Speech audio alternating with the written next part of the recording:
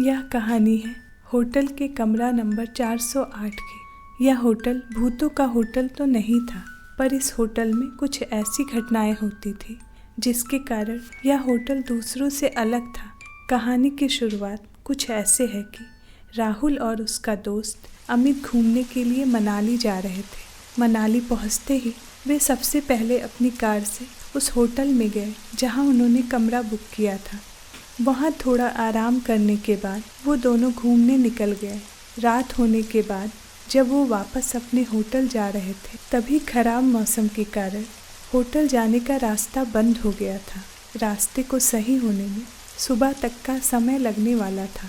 राहुल और अमित ने सोचा कि अपने होटल तो आज रात नहीं जा सकते, इसीलिए यहीं आसपास में किसी होटल में एक रात के लिए कमरा बुक कर लिया जाए और सुबह होते ही अपने होटल चले जाएंगे।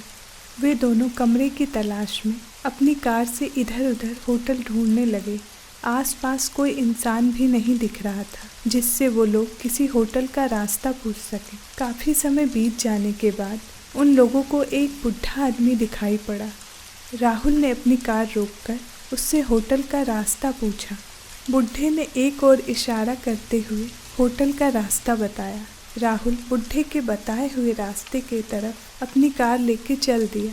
कुछ दूर चलने के बाद उन लोगों को एक होटल दिखाई दिया। राहुल और अमित ने चैन की सांस ली और होटल के अंदर चले गए। होटल के अंदर जाके उन्होंने काउंटर पर खड़े आदमी से रात भर रुकने के लिए एक कमरा मांगा। उस आदमी ने होटल के कुछ नियम बताए और एक कमरे की चाबी राहुल को दे दी। राहुल और अमित चाबी लेकर कमरे की ओर चल दिए। चाबी पर कमरे का नंबर लिखा था, कमरा नंबर 408। राहुल और अमित चाबी लेके कमरे की ओर चल दिए। होटल पे हर मंजिल पे चहल पहल थी। इन दोनों का कमरा चौथे मंजिल पे था। वो मंजिल बिल्कुल सुनसान थी।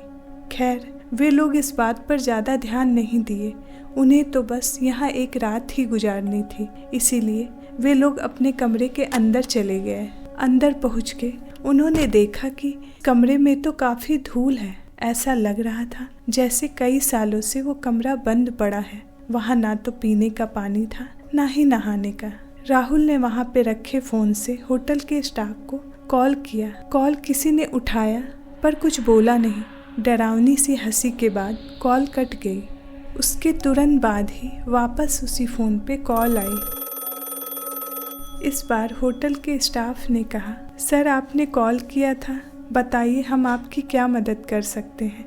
राहुल ने जवाब दिया, आपने हमें एक ऐसा कमरा दिया है, ना ही यहाँ पीने का पानी है और ना ही नहाने का। चारों तरफ सिर्फ धूल ही धूल है। आप जल्दी से यहाँ आइए और ये सब सही करवाइए। स्टाफ ने इस बात की माफ़ी मांगी और कमरे का नंबर पूछा। राहुल ने जवाब दिया, कमरा नंबर 408।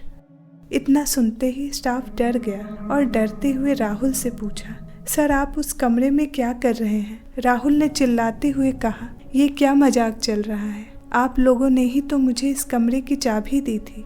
स्टाफ सहमी आवाज में बोला, सर जितना जल्दी से जल्दी हो सके आप उस कमरे से बाहर निकलिए और नीचे आइए। राहुल ने पूछा, पर क्यों?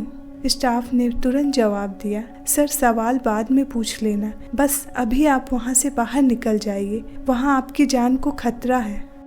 इतना सुनते ही राहुल और अमित कॉल कट करके कमरे से बाहर निकलने के लिए दरवाजे की तरफ जाने लगे। तभी किसी ने दरवाज़ा खटखटाया। राहुल ने पूछा, कौन है? पर बार बार पूछने पे भी कुछ आवाज़ नहीं आई। तभी उस रूम की लाइट चली गई।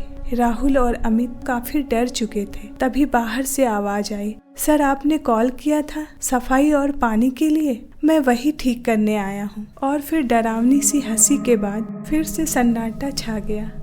तभी फिर से कमरे में रखे फ़ोन पर कॉल आया। राहुल ने कॉल उठाया। कॉल स्टाफ का था। उसने कहा, सर अभी तक आप उस कमरे से निकले क्यों नहीं? राहुल ने जवाब दिया, कमरे के बाहर एक होटल का स्टाफ आया है जो कह रहा है कि वो सफाई और पानी ठीक करने आया है। इतना सुनते ही होटल के स्टाफ ने राहुल से बोला, सर कुछ भी हो जाए आप दरवाज़ा मत खोलना। अगर आपने दरवाज़ा खोला तो आपकी मौत भी हो सकती है। ये सुनते ही राहुल और अमित बहुत डर गए। फिर स्टाफ ने कहा, सर आप अंदर ही रहिए, हम लोग आपको बचाने ऊपर आते हैं। कुछ देर बाद कमरे के बाहर से आवाज आई, सर हम लोग आ गए हैं, आप दरवाजा खोलिए। साथ में कुछ और लोगों की भी आवाज आ रही थी, इसीलिए राहुल और अमित ने दरवाजा खोल दिया।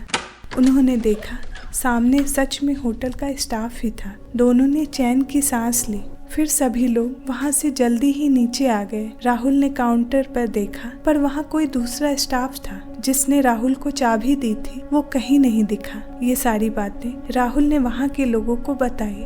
उन लोगों ने कहा, सर आपको जिसने चाबी दी थी वो भी पहले इसी होटल में काम करता था, पर अचानक से एक दिन कमरा नंबर 408 में रहस्यमयी तरीके से उसकी मौत हो गई। तब से उसकी आत्मा इसी होटल में रहती है, पर वो बस उन लोगों को ही परेशान करती है जो 408 कमरे के पास जाते हैं। पता नहीं आज आप लोगों को वो कैसे उस कमरे तक ले गई। राहुल और अमित अब सारी बातें समझ चुके थे। जैसे तैसे उन्होंने वहां रात गुजारी और सुबह होते ही अपने होटल की ओर चल दिए। ऐसी और हॉरर कहानियाँ सुनने के लिए मेरे चैनल को सब्सक्राइब करें।